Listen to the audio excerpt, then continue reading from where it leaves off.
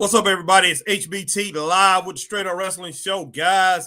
I'm gonna talk about something that I really was, really into when I was a teenager in the 80s. I'm gonna talk about pro wrestlers from the 80s, guys. Wrestlers that moved me in the 80s, guys. These wrestlers pretty much kept me going as far as in wrestling and loving every minute of it. And these guys, man, I'm gonna talk about some guys that really moved me. And when I'm talking about moved me, as far as in professional wrestling, they may not have been my favorite professional wrestlers, guys, but these guys were something special, man. Each and every one of them had a special quality, that brought me back into the fold, that brought me back to the TV. These guys was something. These guys right here was a little over the top. They was the type of wrestlers, man, that you had to go and talk about, outside of wrestling when you left your house or whatever. If you was going to school, you was going to work or whatever, you just going out to play or hang out with your friends or whatever, going to play in a basketball game, maybe a run, running some road races or play a little football or whatever. We would always break off and we would start talking about things, and wrestling always was a major topic that we talked about when I was growing up, man. And this was my teenage years back in the 80s. So I'm going to get into this. I just became a teenager actually in the 80s. So, man, I'm definitely going to get into this right here and talk about my favorite wrestlers in the 80s here, guys. Let me go ahead and do a couple things here that I did not do. Let me go ahead and share this thing. Let me go ahead and share this podcast real quick. Make sure I go ahead and get that out. Wow, I'm still looking for this. I'm still looking for my page to share this thing, guys. But yeah, definitely want to go ahead and share this. Got a couple more things that I didn't do that I actually need to do. But yeah, guys. Yeah, so right now, man, yeah, I'm gonna go ahead and talk about these 80s wrestlers, man, that pretty much they did it for me back in the day. They most definitely did it for me. And I will get into each and every single one of these guys, man. But I definitely need to do one more thing before I do this, but don't look like I'm going to be able to do it. Wow. So it's kind of crazy. But yeah, let me go ahead and get into these wrestlers. Let me go ahead and look at the poster. You can see it behind me, man, the promo pic that I put behind me, and the promo pic that's right there in the heading, as the picture that we're putting out here, that I'm putting out here to promo, to let everybody know that this is coming up. But yeah, those that moved me in the 80s. And I see my girl, Christine, Saucy Girl, is in the house. What's up, Christine? Saucy Girl says, hey, HBT, I hope your day has gone well. It has gone pretty well. Christine, glad that you asked me that. Glad that you said that. I hope your day has been going pretty well too. But guys, I'm going to get into this. I'm going to take my time here a little bit, but I'm getting to these 80s wrestlers. And Christine, you should know about these 80s wrestlers, or most of them anyway. You should know about them. Hey, you and I, we both in that same little age category, same age group. I know you're a little older than me, but you definitely will know every one of these guys that I'm talking about for the most part. But guys, I'm going to get into this, man. This is right here. It's something major. This is something major, and this is something that needs to be talked about. So wrestlers that I loved in the 80s, you see right there, right here on the screen, man. I have the NWA right here on the left-hand corner of the screen. Man, love the NWA, and basically Mid-Atlantic Championship Wrestling. But, they was the parent company, pretty much, they was I'm not the parent company, but basically they was the one who sanctioned Mid-Atlantic Championship Wrestling. They sanctioned Georgia Championship Wrestling, which was my second favorite promotion, and they sanctioned Florida Championship Wrestling, which was my third favorite promotion, and they sanctioned a lot of other different promotions out here, man. So the NWA, I have that over there in the corner, and of course, Straight Up Wrestling Show, right up under it, and right up under that, I have the Georgia Championship Wrestling, which was my second favorite promotion, right up under that. And then over here on the right-hand side, I have World Championship Wrestling, which Georgia Championship Wrestling turned into World Championship Wrestling, which turned into WCW, and that Georgia Championship Wrestling was merged with Mid-Atlantic Championship Wrestling. And I have a ring there, and I have Jim Crockett Promotions, the greatest promotions ever in wrestling, if you ask me, straight up, man. These guys, the things that they did are legendary in wrestling. And, WCW pretty much came out of that. Before Jim Crockett got out of the business, he had turned the Mid-Atlantic area over to, it had become in the NWA WCW, because he bought up all the territories, just like Vince bought up all the territories of the WWE. Jim Crockett, who ran the Mid-Atlantic area, he bought up all of the NWA territories to pretty much keep up with what Vince was doing. And it's Jim Crockett Promotions. He bought up, like I said, he bought up all the NWA territories, and he had the NWA, and that morphed into WCW, which came off the name World Championship Wrestling, which was Georgia Championship Wrestling. So that's the history of that. But let's go ahead and talk about some of these wrestlers, guys. Let's go ahead and talk about some of these wrestlers. Hey, you can't see all of them because I got my big head in the way. But hey, move our way just a little bit, and you can see, right there, I got Don Morocco in the middle. Right at the top, I got my man Hacksaw Butch Reed, Don Morocco right there, right under him. Then I have Abdullah the Butcher right there under him. Now I have Stan Hansen, and I think that's my man Sweet Ebony Diamond, otherwise known as Rocky Soulman Johnson, guys, who was an incredible wrestler, probably the best pure wrestler that's on this list. But these guys was incredible, guys, and I'm going to go ahead and start it off with the man right here on the left, right next to the NWA logo. That's Nikita Koloff, guys. What did I think of Nikita Koloff? Nikita Koloff came onto the scene, I think, 85, 86? I think it was 85, my senior year in high school. And he came and he was teaming with Uncle Ivan. Uncle Ivan brought him in and, brought him in to Jim Crockett. And I remember one thing, I'm getting a little off script and giving you some background about, Nikita Koloff when he came in. And, and Nikita Koloff, he worked out in the same gym that Hawk and Animal worked out, and Rick Rude worked out up in Minnesota. Crusher Khrushchev worked out in that gym too. The power, some power gym, man, out there in Minnesota. And all these guys were super strong. A lot of these guys ended up in pro wrestling, guys. But Nikita Koloff came in, and man, and when they brought him in, I think Ivan Koloff was in there. He was in there with Paul Jones, and he was talking about this guy. He was talking about this guy, talking to Jim Crockett, and Jim Crockett said, "Okay, take him out there, man, and put him in a match immediately." And Jim Crockett said, "Hey, if he trips over those ropes, if he just happens to trip over those ropes, he's gone. He's fired right there." So they had to be very careful with him. But man, they put Nikita Koloff out there. Nikita Koloff, they didn't make him do a whole bunch of things, but the things that he did was incredible, phenomenal. And it was crazy. You saw the power in this kid. You saw everything that he can do. You saw the potential that he had. Man, he just went in, and basically the matches went over fast, kind of like an Ultimate Warrior style type deal. But he was before the Ultimate Warrior. But the Nikita Koloff was pretty much clotheslining people, knocking their heads clean off. He called it the Russian sickle. They called it the Russian sickle. And this guy was incredible, man. He was picking up big man like Animal and things like that. He wasn't pressing them, but he was picking them up, and he was tossing them, slamming them.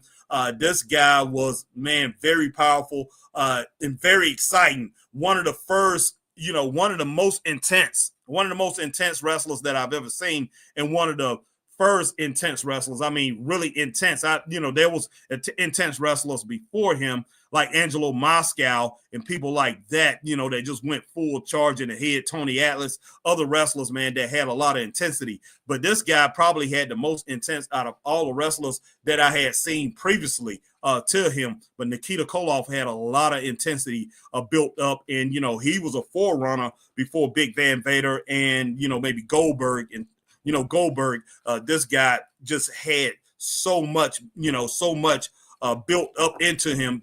And man, you talking about the phrase hustle behind that muscle. He was that 100%. So big ups to Nikita Koloff, man. And Nikita Koloff, just incredible. As far as, my all-time wrestlers, I'm going to put him in my top 35, maybe. He's in the top 50. He's not a top 10 wrestler, a top 15 wrestler. Could have been if he would have wrestled a little longer than he did. He did not have a long run. He just didn't wrestle a long time, man. He left and, started taking care of his wife, which, she did pass away years ago, man. And, rest in peace to her. But Nikita Koloff did some incredible things. He did come back to wrestling for a brief time, but he ended up leaving again. And I've met Nikita Koloff. Me and Chris have met Nikita Koloff on numerous times out here, signing autographs and things like that. Shows that we have been at where we did commentary and all that, and we was able to hang out with Nikita Koloff and talk to him. And man, hey, he's an incredible dude, man. He really is. Love Nikita Koloff. Not as big as I thought he was, guys. Of course, he doesn't have the muscle that he used to have. He's in his 50s. But man, he's still a good sized dude, but not as big as you would think he is. If you meet him, he's definitely not that big. But I'm pretty sure when he had that muscle on him, man, he was just an incredible specimen. But he's a big, still a good sized dude. But Magnum TA, man, who's in the wheelchair, who's at every show that we go to, that Nikita Koloff is at. Magnum usually is at that show too. They're best friends, man, real good friends. Magnum TA is a huge guy, believe me, guys. He stands up, he's not in that wheelchair or whatever. He gets up and you can see how big he is. But Magnum TA is a huge guy.